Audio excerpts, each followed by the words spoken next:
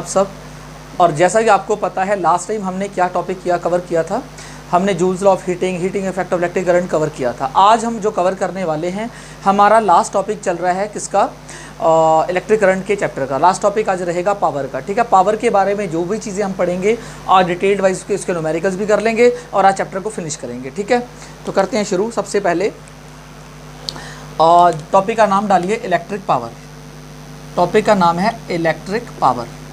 तो भाई electric power क्या होता है? सबसे पहले the rate at which electrical energy is consumed और dissipated, that is called power. मतलब किस रेट में इलेक्ट्रिकल एनर्जी का यूज़ किया जा रहा है, कितने टाइम में कितनी इलेक्ट्रिकल एनर्जी यूज़ हो रही है, वो पावर को डिफाइन करती है, राइट। सो पावर की डेफिनेशन लिख लीजिए। It is the energy consumed और dissipated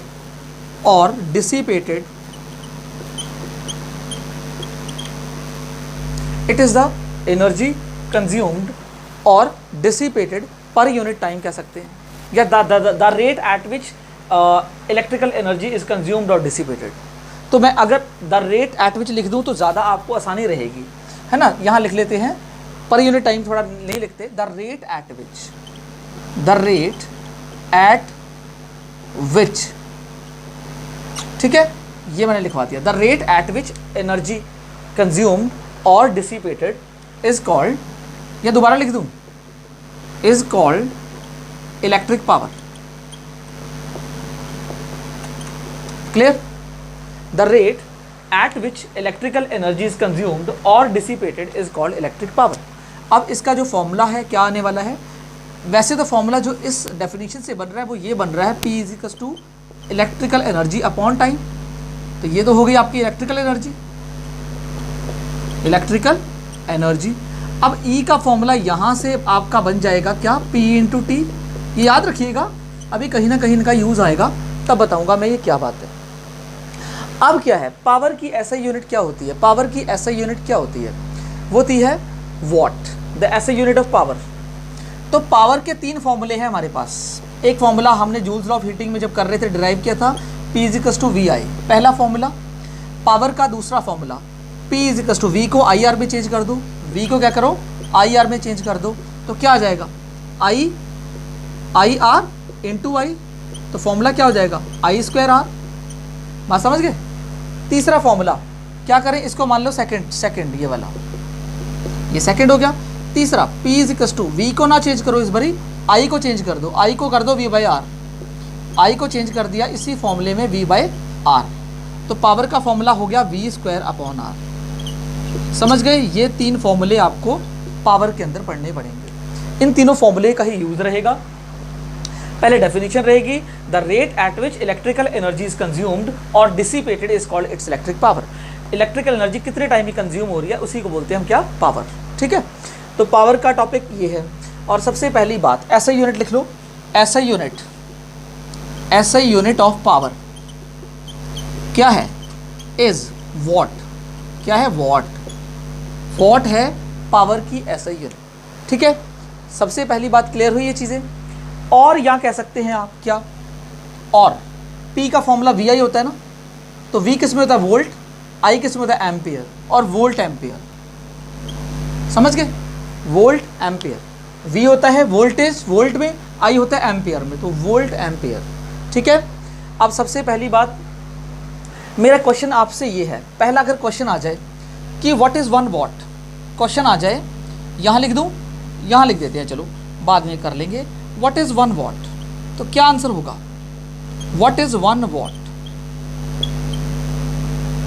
हाउ 1 वॉट क्या होता है? 1 watt is a power consumed by a device. 1 watt is power consumed by a device. अब यहाँ से कर लो ना, यहाँ से आसान रहेगा।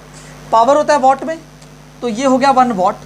देखो P is equal to V I होता है ना, पावर होता है वॉट में, तो यहाँ लिखो 1 watt is equal to voltage होती है वोल्ट में, तो यहाँ लिखो 1 वोल्ट इनटू आई होता है एम्पियर में, तो 1 एम्पियर।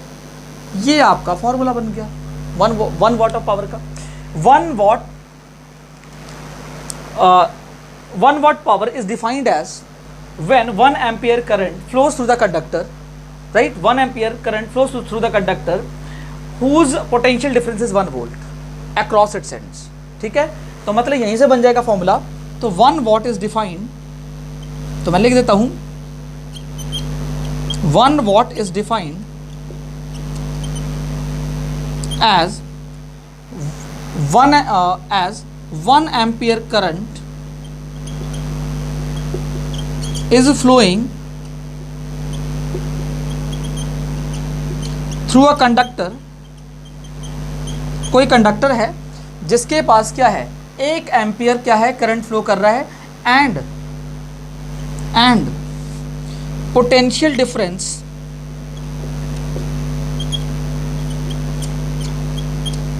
अक्रॉस इट्स एंड्स, और पोटेंशियल डिफरेंस उसके अक्रॉस इट्स एंड्स क्या होना चाहिए, is 1 volt. Then we can say that the power consumed by a device is 1 watt. तो 1 वॉट वो पावर वो डिवाइस कंज्यूम्ड करेगा, या कोई कंडक्टर थ्रू अ डिवाइस, या कंडक्टर कुछ भी लिख लो, डिवाइस लिख लो ज़्यादा अच्छा लगेगा क्योंकि कंडक्टर ही होते हैं डिवाइस. थ्रू अ डिवाइस ये लिख लो ना. तो वो डिवाइस जो कि 1 एम्पियर करंट का यूज़ कर रहा है, 1 वोल्ट उसके अक्रॉस द टर्मिनल्स में क्या है वोल्टेज है, और वो 1 वॉट पावर कंज्यूम करेगा, उसी को बोलते हैं हम 1 वॉट. समझ गए. तो ये फॉर्मूले हैं यहाँ पर. अब यहाँ से एक चीज़ समझ में आती है, यहाँ से क्या समझ में आता है, इलेक्ट्रिकल एनर्जी की ऐसे यूनिट क्या होती है. इलेक्ट्रिकल एनर्जी जो हमारे घरों में बिल आता है ना, वो किलो वॉट आवर में आता है. इलेक्ट्रिकल एनर्जी की बात करते हैं, सिंपल इलेक्ट्रिकल एनर्जी की. पावर होती है वॉट में, टाइम होता है किस में, टाइम किस में होता है, सेकंड्स में. तो वॉट सेकंड, समझे. तो एक काम करते हैं, पहले एक काम करो, इसका छोटा सा स्क्रीनशॉट ले लो, अलग से उसको टॉपिक को समझाता हूँ अलग से. तो आपने स्क्रीनशॉट ले लिया होगा, इसको मिटा देता हूँ आपके सामने, बिकॉज वो ना अलग समझाऊंगा आपको तो ज़्यादा समझ में आएगा. मैं इसको मिटा नहीं रहा ना, इसका काम है अभी. ठीक है, इलेक्ट्रिक पावर का टॉपिक है, और मिटाओ इसको सब. अब इस फॉर्मूले को रहने देते हैं जिसका काम है यहाँ पर. इसका इलेक्ट्रिकल एनर्जी देखो क्या होता है, अभी यहाँ लिखा है ना E=P/T. इसी के आगे चलते हैं. एक्चुअल प्रैक्टिस में क्या होता है, पावर जो होती है ना, पावर वॉट्स में होती है. ठीक है, और टाइम जो है वो आर में लेना है आपने एक्चुअल प्रैक्टिस के अंदर. ठीक है, जैसे E=P/T है ना, तो पावर किस में होगी, वॉट में. तो ये आ गया वॉट, और इनटू टाइम किस में होता है, आर में, आवर्स में. तो मतलब जो वॉट आर है, WH वॉट आर, ये क्या है, SI यूनिट है इलेक्ट्रिकल एनर्जी की. तो मैं बोल दूं SI unit of electrical energy. Electrical energy क्या होगी, watt hour, is watt hour. समझ गए. मतलब एक्चुअल प्रैक्टिस में आर लेना है इसको. तो कितने वॉट एनर्जी कितने आर में यूज होती है, that is called electrical energy. अब सबसे पहली बात यहां से क्या क्वेश्चन है, क्वेश्चन ये है व्हाट इज 1 वॉट आर. सबसे पहले तो ये जो चीजें आ रही हैं वो क्लियर करते चलते हैं. What is 1 watt hour. 1 watt hour is the power consumed by a device. कितनी पावर कंज्यूम करेगा, 1 watt. That is 1 watt power consumed by a device in 1 hour. 1 घंटे में अगर 1 वॉट पावर यूज कर रहा है वो कौन, कोई भी डिवाइस, हम उसको बोलेंगे 1 watt hour. Right. So it is the 1 watt power consumed by a device. कोई भी डिवाइस क्या कर रहा है, अगर 1 वॉट पावर यूज कर रहा है इन 1 आवर, 1 घंटे के अंदर वो यूज कर रहा है इतनी पावर. 1 वॉट पावर भी मैंने कराया था पीछे. तो 1 वॉट पावर का यूज कर रहा है वो कोई भी डिवाइस 1 आवर के अंदर, हम उसको बोलेंगे it is called 1 watt hour. So it is called 1 watt our.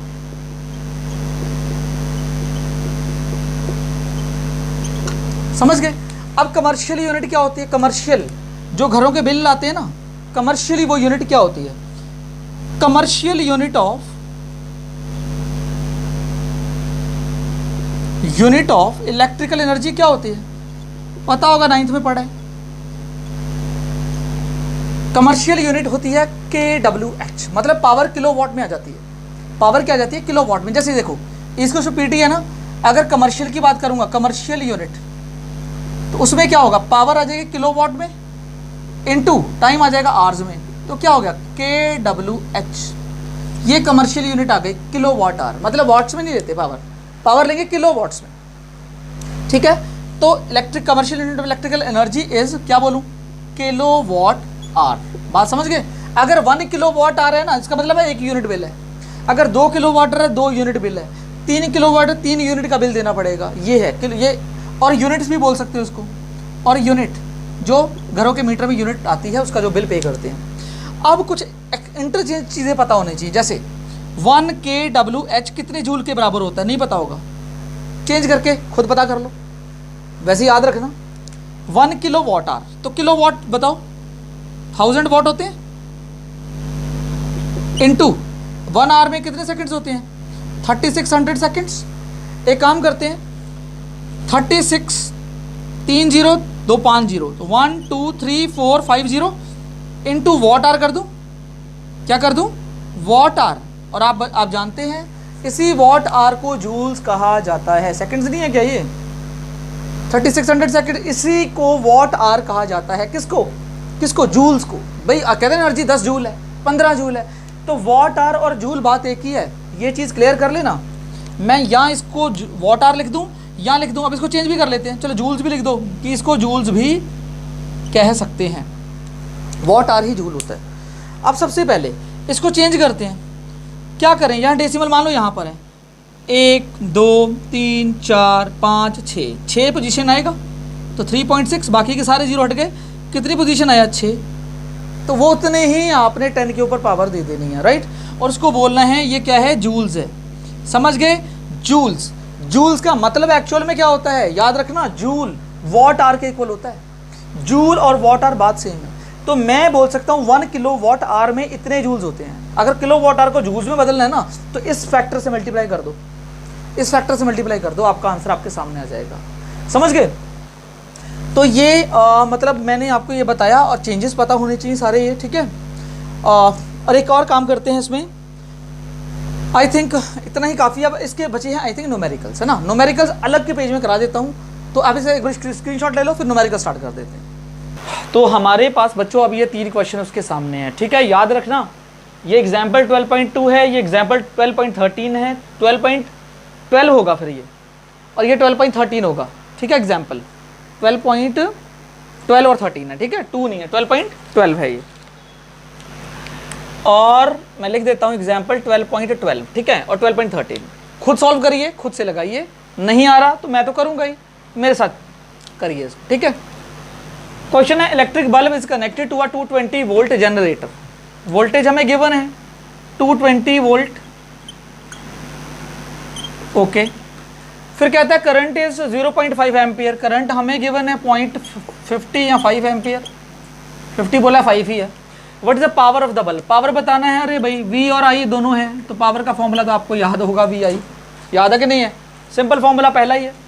V कितना है 220 है, इंटू 0.50, या मल्टीप्लाई करना तो आता ही होगा, बस मल्टीप्लाई कर दो, 220 इंटू 5, 22 5 का 110 होता है, ठीक है, 110, और यहाँ पर 2 0 हैं, तो मतलब ये जो क्वेश्चन इसका आंसर आने वाला है 110 वॉट आने वाला है, समझ गए। या जूल पर सेकंड बोल दो, या ठीक है। एक काम करते हैं, मैं मल्टीप्लाई आप खुद कर लेंगे, मल्टीप्लाई कर लो, इसका आंसर आपका अराउंड आएगा 110। मैं करके दिखा देता हूँ, मुझे विश्वास नहीं है। ये 0 0 0 5 0 0 5 to 10 5 to 10 111, तो कितना है 1 1 0 0 आ गया, तो 2 से पहले लगा दो, तो 110 वॉट तो आ गया, ठीक है, ओके। ये बात क्लियर हो गई आपको, आगे चलते हैं। सेकंड जो क्वेश्चन है वो कहता है, पढ़ो खुद से।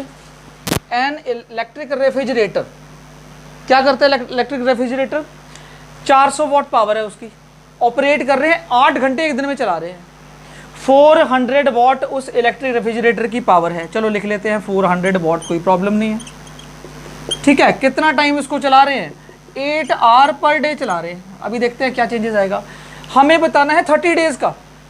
What is the cost of energy, उसका बिल, कॉस्ट मतलब बिल कितना आएगा कितनी एनर्जी आप वेस्ट करोगे 30 दिन के अंदर, समझ गए, 30 डेज के अंदर, और 3 रुपीज़ पर आप KWH दे रहे हो। तो मैंने बताया था कमर्शियल यूनिट KWH में होती है। KWH का मतलब है 1 यूनिट, 2 यूनिट, 3 KWH 3 यूनिट, मतलब मुझे KWH चाहिए। अब देखो पावर है वॉट में, किलोवाट। एक काम करते हैं सीधा, एनर्जी का फॉर्मूला क्या होता है, P इंटू टी। भाई कमर्शियल एनर्जी तो निकाल रहा हूँ, पावर लेंगे किलोवाट में, एक काम करते हैं पावर वॉट में है ना, अपॉन 1000 कर दूं, ये आ गई किलोवाट में, ऐसे लिख भी देता हूँ आपको समझ में आ जाएगा, किलोवाट में आ गई। टाइम कितने है, 8 घंटे है, एक दिन में 8 घंटे, तो 8 आवर्स, टाइम तो आवर्स में चाहिए ना, किलोवाट और आवर में चाहिए टाइम 8 आवर में है। लेकिन ये जो इलेक्ट्रिसिटी KWH आने वाली एक दिन की आने वाली है, क्योंकि मैं केवल एक दिन का निकाल रहा हूँ, कितने का, 1 डे का, 8 आवर पर डे है ना, तो एक दिन का ये आएगा KWH, कितनी यूनिट में एक दिन में खर्च करता हूँ।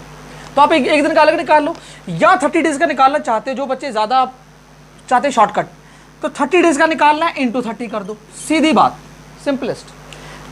पहले ये तो एक दिन का था, निकाल के अलग से 30 से मल्टीप्लाई करते 30 डेज का आ जाता, समझ गए। यहाँ आप कहाँ एक काम करो, एक में ही कर दोगे तो भी काम चल जाएगा। तो ये दोनों मेथड है मेरे पास। तो आप लोगों के लिए, स्पेशली आप लोगों के लिए मैं अगर चाहूँ तो मैं इसको, समझ में आई मेरी बात, समझ में आई आपको। E होता है P into T, power kilowatt में कर दी 1000 से डिवाइड करके, into time 8 hours per day था, लेकिन आपने 30 डेज के लिए यूज़ किया, इसलिए 30 की मल्टीप्लाई कर दी उससे। अब करते हैं सॉल्व, पाते हैं इसका आंसर, क्या इसका आंसर आने वाला है। ठीक है, आंसर क्या आएगा इसका, आंसर चेक करते हैं, 0 0 0 0 0 और 0। अरे यार ये तो आंसर बड़ा अच्छा आ रहा है। 8 3 4 3 12, 12 8 96 KWH आ गया, समझ गए। ये आया पूरे महीने का, एक दिन का नहीं है, महीने का, 30 से मल्टीप्लाई किया मैंने। अब मुझे क्या चाहिए, टोटल कॉस्ट कितनी होएगी, 3 रुपीज़ दे रहे हो पर KWH पे, तो 96 पे कितने दोगे, 3 इंटू 96, 3 6 18, 3 9 27 28, तो 288 रुपीज़ आप क्या करेंगे, आपका ये बिल पे करना पड़ेगा। ठीक है, इतना बिल हमें पे करना पड़ेगा, समझ गया मेरी बात। ओके, थर्ड क्वेश्चन बच्चों वाला क्वेश्चन है, मैं नहीं करा रहा। थर्ड वाले में केवल एक ही इसका पॉइंट आंसर है, the rate at which energy is delivered by a current, the rate at which energy is delivered by a current, that is called power. भाई ये पावर ही तो होता है।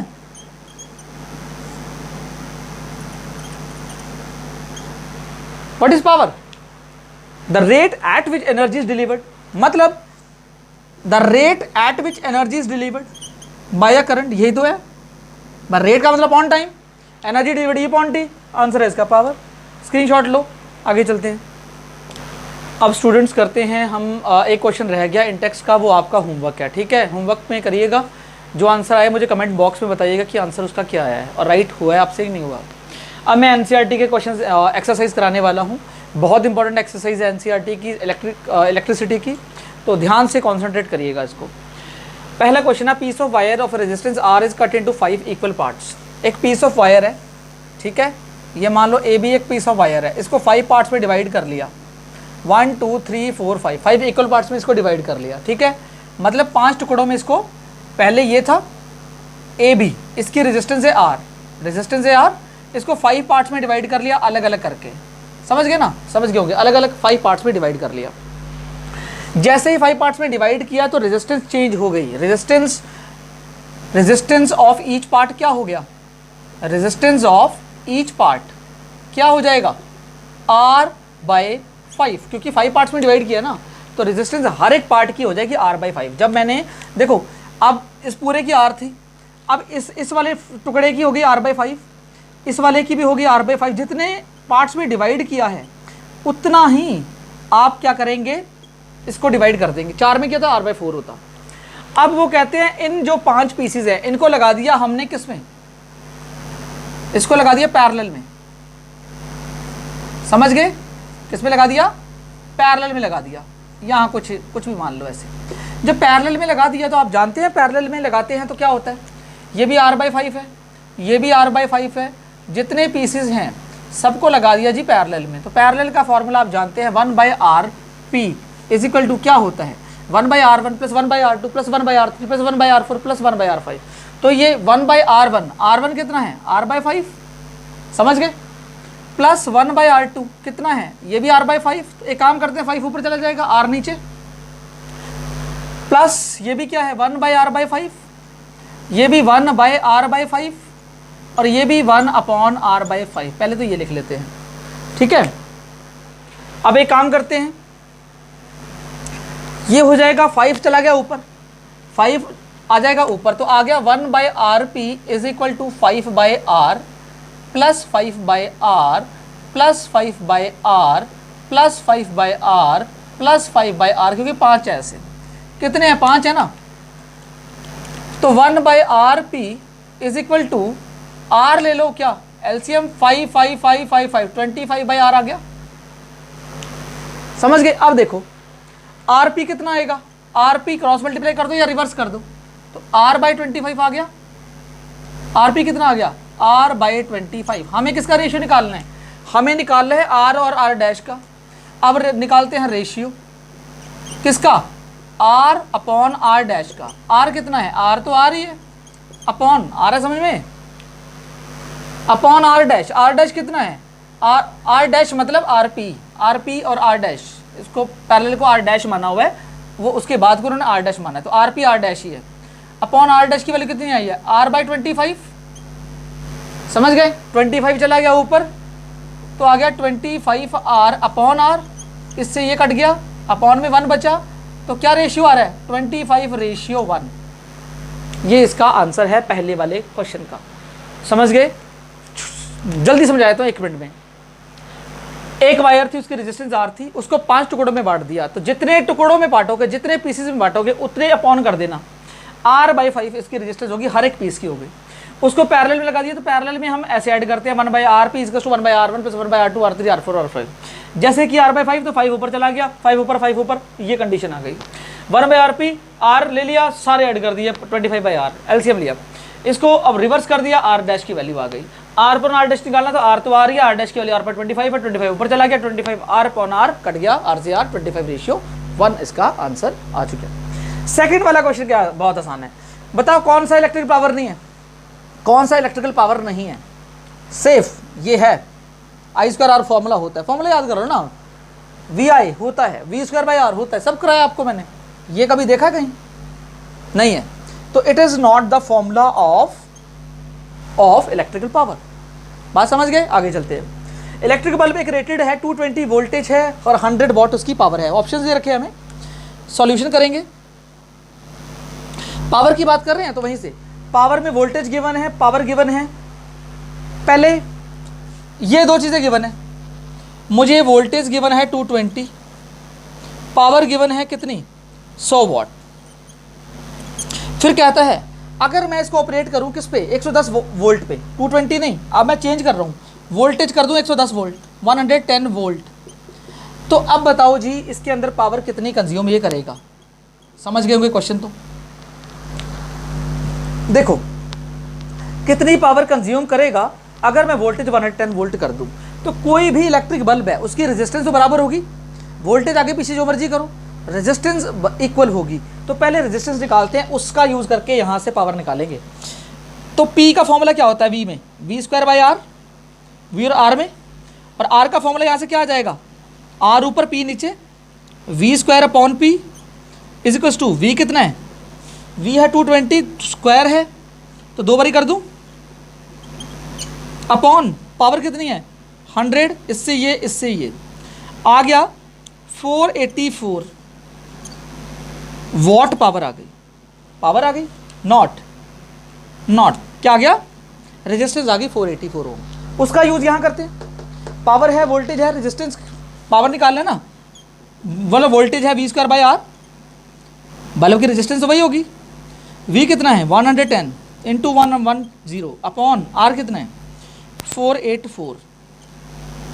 अब इसको करते हैं कैंसिल करते हैं, 11 से कैंसिल होगा क्या, 11 1 जा 11 10, 11 4 जा 44, 4 11 4 जा 44, 11 10 जा 110, 11 4 जा 44, 2 2 जा 4, 2 5 जा 10, 2 5 जा 10, आ गया 25 वॉट पावर वो यूज़ करेगा अगर आप उसको इस रेटिंग पे करेंगे।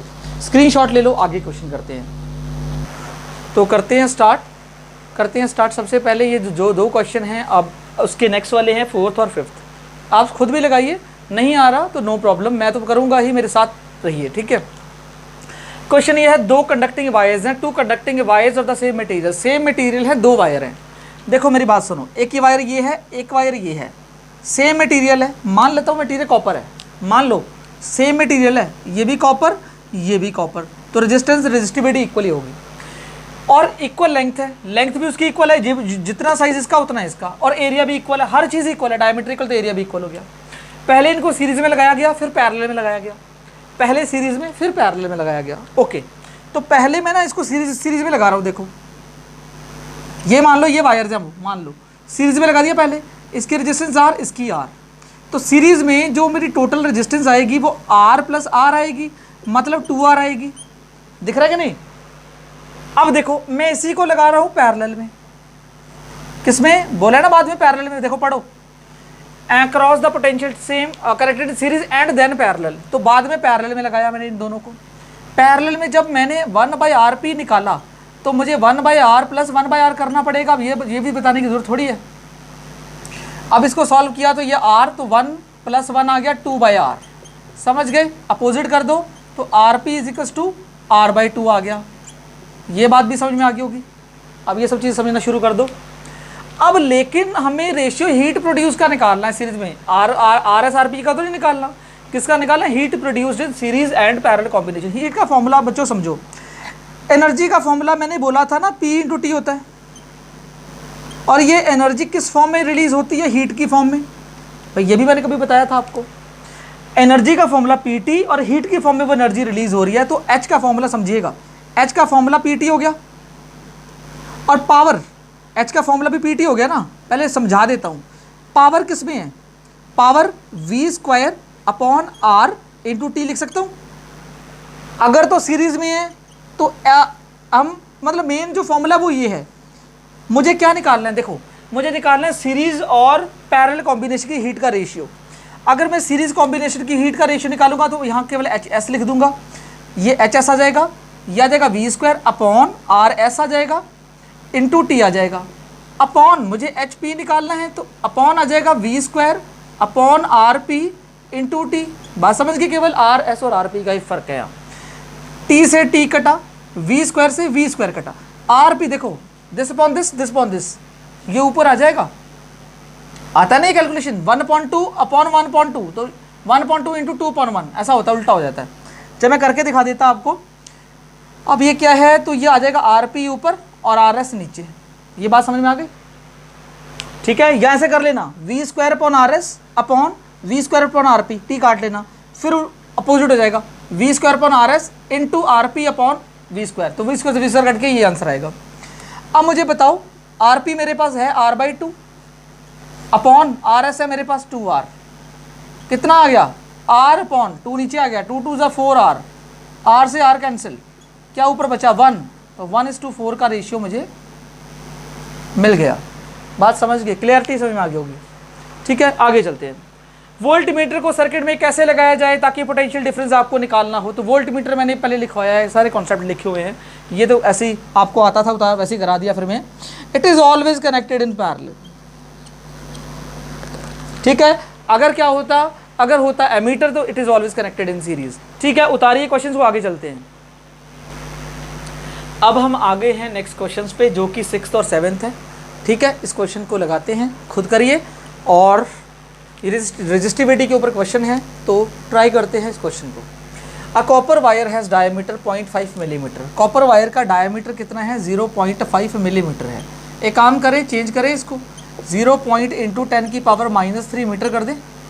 एक काम करें, डायमीटर है तो रेडियाई इसकी कर लेते हैं 0.5 × 10⁻³ मीटर अपॉन 2 कर दूं तो रेडियाई निकल गई इसकी, ये निकल गई सबसे पहले। फिर इसकी हमें रेजिस्टिविटी गिवन है, क्या गिवन है? रेजिस्टिविटी गिवन है जो कि है 1.6 × 10⁻⁸ ओम मीटर। ठीक है, हमें बताना है what is the length of this wire, हमें लेंथ बतानी है, कोई बात नहीं, अलग सा क्वेश्चन है, चीज़ें वही हैं, फॉर्मूला वही है। Of this wire to make its resistance 10 ohm. Resistance आपको गिवन है कि 10 ओम अगर रेजिस्टेंस उस वायर की हो तो उसकी लेंथ कितनी होगी। How much does the resistance change if the diameter is double. ये बात का क्वेश्चन है। 2 क्वेश्चन मिल गए अभी यहाँ, मुझे लगा एक था, ये 2 क्वेश्चन है। तो पहले तो ऊपर वाला करते हैं कि क्या लेंथ उस वायर की रहेगी जिसके पास हमारे ये डेटा गिवन है। तो आपको पता है आर का फॉर्मूला बताएंगे मुझे। आर का फॉर्मूला क्या था, रो एल अपॉन ए। तो बट मुझे क्या चाहिए, मुझे यहाँ से लेंथ चाहिए ना, लेंथ चाहिए। अब देखिएगा फॉर्मूला चेंज कर रहा हूँ, R into A is equal to rho into L. Length चाहिए तो फॉर्मूला क्या आ जाएगा, एल इज इक्वल टू, आगे कर देता हूँ यहाँ पर, एल इज इक्वल टू क्या हो जाएगा, आर इंटू ए अपॉन क्या आ जाएगा, रो। बस सॉल्व करो, पाओ अपना answer. Length is equal to कितना है, आर है 10 इंटू कितना है एरिया, एरिया नहीं है हमारे पास, एरिया निकालो पाई आर स्क्वायर। क्या निकालोगे, पाई आर स्क्वायर। एक काम करता हूँ, एरिया पाई आर स्क्वायर होता है ना, ध्यान देना थोड़ा सा, यहाँ मैंने एरिया लिखा है, पाई आर स्क्वायर होता है, अभी बताया मैंने, पाई है 22.7, रेडियस का स्क्वायर कर दो, रेडियस हमारे सामने है 0.5 अपॉन इंटू 10 की पावर -3 का स्क्वायर, फिर अपॉन 2, ये आ गया जी पाई आर स्क्वायर। समझ गए। पाई की वैल्यू क्या गिवन है, क्या 3.14 यूज़ करनी है, तो 22.7 मत लीजिएगा, फिर यहाँ 3.14 लीजिए। क्वेश्चन में अगर दे रखा है 3.14, क्योंकि थोड़ा सा आंसर चेंज हो जाता है। अब करते हैं शुरू। अब देखो एल कितना है, एल इज टू आर है 10 इंटू एरिया कितना है, एरिया वहाँ मैंने लिख दिया है 3.14 इंटू 0.5 इंटू 0.5 दो बार लिख दिया, इंटू 10 की पावर -6, क्योंकि 3 to 6 अपॉन क्या, पाई आर स्क्वायर अपॉन 2 होता है ना, अपॉन 2 का 2 रहेगा। बात समझ गए ना, क्या बात कर रहे हो। पाई आर स्क्वायर, ये आर पूरा है, ये आर ये पूरा है, देखो ये आर पूरा है, तो 2 का स्क्वायर भी करना पड़ेगा, फिर क्या आ जाएगा 4 आ जाएगा। ये बात समझ गए। अब क्या बचा, rho L upon area, no ये वाला है, आर इंटू ए, मैं तो ये देख रहा था, आर है 10, एरिया निकल गया अपॉन रो की वैल्यू अब निकल नीचे लगानी पड़ेगी, कितनी है 1.6 इंटू 10 की पावर -8 ओम मीटर। अब इसको कर दो सॉल्व, मिल जाएगा आपको आपका आंसर। मैं करता हूँ सॉल्व करने का तरीका, बताता हूँ क्या करें। एक काम करते हैं, बढ़िया तरीके सॉल्व करेंगे इसको हटाते हैं, 10 लेते हैं यहाँ पहले। अभी 2 2 जा 4, 2 5 जा 10, 2 8 जा 16, 2 5 जा 10 करते हैं, 2 1 जा 2, 2 1 जा 2 पॉइंट 2 7 जा 14, तो 1.07 क्या आएगा क्या, नहीं 2 1 जा 2, गलत बोल रहा हूँ मैं, ये 2 1 जा 2 पॉइंट 1 बचेगा, 2 5 जा 10, 10 और 1 2 7 जा 14। बात क्लियर है। अभी करते हैं आगे। अब आगे क्या करें कि इसको 10 के ऊपर ले चलते हैं। पहले मैं आगे लिख देता हूँ जो वैल्यूज़ है मेरे पास, इसको भी हटा देते हैं, नीचे 100 ले लेते हैं। चलो नीचे आ गया, यहाँ पर 100 आ गया, ये आ गया 100, ये पॉइंट हटा दिए। अब यहाँ बचा 5 5 5, 3 5 5 25, 5 जा 125 इंटू 1.57, ओके, इंटू 10, 5 5 जा, देखो 5 5 जा 125, 125 जा 5 5 जा 25, 25 जा 125, 125 इंटू 5 625 लिख रहा हूँ, चारों 5 यूज़ कर लिया, 1 2 3 और ये 4, और ये बचा, ये ऐसे लिख दिया। अब क्या बचा यहाँ 10 की पावर -6, 10 की पावर -6 होल अपॉन, यहाँ बचा 10 की पावर -8 और +2, और यहाँ नीचे है केवल 8, यहाँ 8 इंटू, देखो 10 की पावर 2 हो गया, 10 की पावर -8, तो 10 की पावर -6 बचा। समझ गए, ये ध्यान रखना। इससे क्या हुआ, अरे वाह ये तो बड़ा अच्छा हो गया, इससे कैंसिल हो गया, तो क्वेश्चन ही आसान हो गया फिर तो। अब क्या बचा, अब कुछ नहीं कर सकते आप, अब कोई कैंसिलेशन नहीं है, अब केवल मल्टीप्लाई करें और इसका आंसर लेकर आएँ, मल्टीप्लाई करें और इसका आंसर लेकर आएँ, राइट। मल्टीप्लिकेशन ये आपकी रिस्पॉन्सिबिलिटी है, मल्टीप्लाई करें इन दोनों की, फिर 8 से करें उसको डिवाइड, राइट। तो let us check this calculation.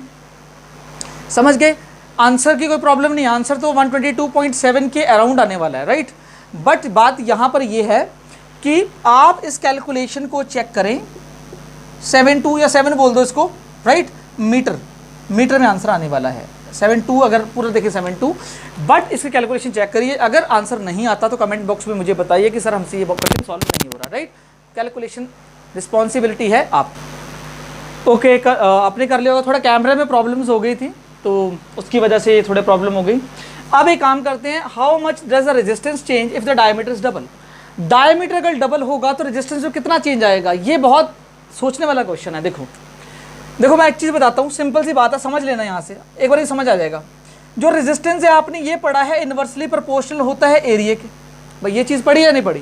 तो एरिया है, right, resistance inversely proportional to area. एक चीज़ देखिए, अब सबसे पहले यहाँ पर चेक करिए, जो एरिया है वो किसके इक्वल है, pi D square upon 2 square, pi R square होता है ना, आर को डी/2 लिख सकते हैं, तो area directly proportional D square के। इन अ सिमिलर वे अगर resistance inversely proportional to area है तो resistance inversely proportional to D square भी होगी, क्योंकि एरिया डायरेक्टली प्रोपोर्शनल है डी स्क्वायर के। ये होगी इक्वेशन पहली। अब एक काम करते हैं, उन्होंने बोला कि डायामीटर को डबल कर दो, चलो डबल कर देते हैं डायामीटर को, तो नई रेजिस्टेंस आ जाएगी। कितनी आएगी ये पूछा है। अब चेंज करते हैं तो क्या आएगा, 1/4 और डी स्क्वायर। तो 1/d² की वैल्यू क्या है, वो हमारे पास पहले से r है, तो कितना आ गया r और अपॉन 4 है बाई 4। इस केस में अप्लाई करें तो रेजिस्टेंस कितनी है, 10 ओम है पहले। अगर डायमीटर को उन्होंने बोला डबल कर दिया तो यही कंडीशन तो फिर फॉलो होगी, तो 4 टाइम्स कम हो जाएगी रेजिस्टेंस। 4 2 ज़ा 8 और 4 5 ज़ा 20, 2.5 ओम। आई होप ये बात क्लियर होगी।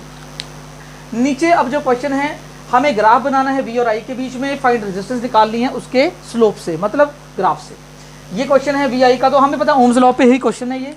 शुरू करते हैं यहाँ, ये वाला, ये पार्ट आपका है v, तो 3 4 5 6 और ये x एक्सेस 1 2 3 4 5 6, ये y एक्सेस, ठीक है।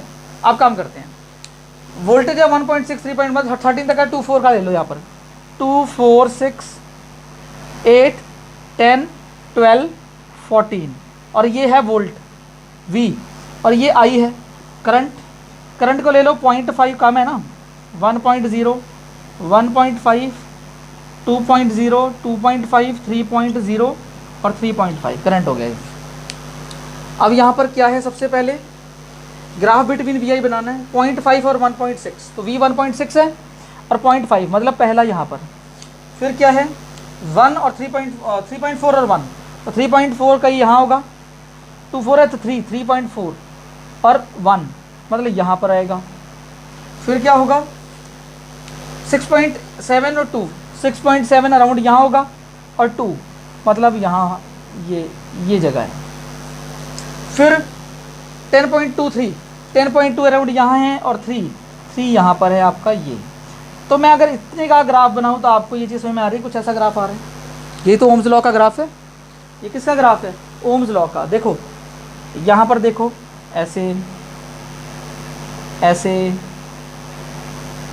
ऐसे, ठीक है। अभी उन्होंने पूछा है ग्राफ, आप पूरा बना लो, इसका भी बना सकते हो, वहाँ जगह कम है अब, ठीक है, तो मैं नहीं बनाता। चलो यहाँ 13.4 और ये यहाँ पर आ जाएगा, ये 4 होगा मान लो, ठीक है, 4.0, तो ये आ जाएगा ऐसे। ये हो गया ग्राफ ओम्स लॉ का। अब बस समझने वाली बात है, रेजिस्टेंस निकालनी है हमें, तो रेजिस्टेंस का फॉर्मूला क्या होता है, V/I, potential difference upon electric current. कैसे निकालूं, अब एक काम करो, कोई भी स्लोप ले लो, कोई भी स्लोप ले लो। स्लोप का मतलब क्या होता है, जैसे ये है ना, यहां से कोई भी स्लोप, ये थीटा। अब ये जो स्लोप आने वाला है, स्लोप क्या होता है, tan थीटा, मतलब परपेंडिकुलर अपॉन बेस। तो स्लोप क्या आएगा, अगर यहाँ का स्लोप निकाल रहे हो तो ये परपेंडिकुलर है और ये बेस है, कहीं का स्लोप निकाल लो। अगर ये पूरे का निकालना है तो परपेंडिकुलर यहाँ से लेके ये पूरा है अपॉन बेस यहाँ से लेके ये पूरा है, तो स्लोप ऐसे निकालते हैं। तो अगर स्लोप से मैं निकालना चाहूँ तो मैं इस यहाँ से देखो, ये वाला पार्ट, ये मान लेता हूँ a, ये मान लेता हूँ b, तो a b कितना होगा बताओ, पूरा 4 है, यहाँ से लेके यहाँ तक 4 है, 4 में से कितना गया 1.5, ये कितना पार्ट है, हाँ ये पॉइंट मान लो, ये वाला 1.0.02 3.4, हाँ तो कोई भी मतलब आप मान लो, ये वैल्यू आप फाइंड आउट कर लो, ये वाली ये वैल्यू आप फाइंड आउट कर लो, होल में से ये माइनस कर दो तो ये वैल्यू आ गई, और ये वैल्यू इस पूरे में से ये वाला पार्ट ये माइनस करना पड़ेगा, तो आपको ये वैल्यू मिल जाएगी। बात समझे, किसी की भी स्लोप की वैल्यू आप निकाल सकते हो, स्लोप से निकाल सकते हो इसको। तो स्लोप का मतलब अगर मैं ऐसा निकालना चाहूँ, देखो ये वाला, ये पूरा इस ट्रायंगल में, इन ट्रायंगल में इसको बोल देता हूँ O, और इसको बोल देता हूँ A, और इसको बोल देते हैं B। अब यहाँ से निकालता हूँ मैं वैल्यू किसकी, R की। तो कैसे निकलेगी, पोटेंशियल डिफरेंस कितना है यहाँ से यहाँ तक, इस ट्रायंगल में पोटेंशियल डिफरेंस ये वाला है, तो 0 से 13 पॉइंट कहाँ तक था, 13.2 तक था, तो पोटेंशियल डिफरेंस आ गया 13.2 अपॉन I कितना है, यहाँ से यहाँ तक पूरा वाला I, तो I वाला क्या है, I यहाँ से लेके ये पहले हम बेस से आया, तो यहाँ से लेके यहाँ तक I है, नहीं सॉरी ये तो V आ गया, ये V वाला पार्ट है ना।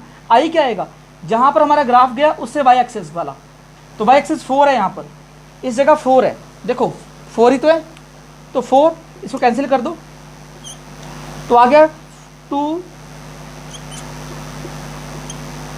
10 20 2 3 कितना आ गया 3.3 ओम के इक्वल ये आ गया। जितना भी आप रेजिस्टेंस किसी भी स्लोप का निकालोगे वो अराउंड इतना ही आएगा, बिकॉज रेजिस्टेंस इस केस में कांस्टेंट होती है, बिकॉज हम कांस्टेंट टेम्परेचर पे ये काम कर रहे होते हैं। इसका स्क्रीनशॉट ले लीजिए। बाकी आज हमने एनसीईआरटी के 7 क्वेश्चंस तक के क्वेश्चन कर लिए हैं, ठीक है। 7 क्वेश्चन तक आप एक काम करिएगा, दोबारा से घर पे रिवीजन करिएगा। आज हमने पावर का टॉपिक कंप्लीट किया, पूरे उसके क्वेश्चंस किए, फिर हमने 7 क्वेश्चन एनसीईआरटी के भी कर लिए हैं। अब एक अलग से वीडियो में लेकर आऊँगा, फाइनल वीडियो होगी जिसके अंदर एनसीईआरटी के सारे क्वेश्चन 8 से लेके सारे फिनिश हो जाएंगे, ठीक है। जितने क्वेश्चन रिमेनिंग होंगे तो हम चैप्टर को इस बार करेंगे फिनिश। तो मेरी वीडियो को गाइज प्लीज़ वॉच करते रहिए और सब्सक्राइब और शेयर करिए, और अपने फ्रेंड्स को ज़्यादा से ज़्यादा शेयर करिए। Okay, take care, bye.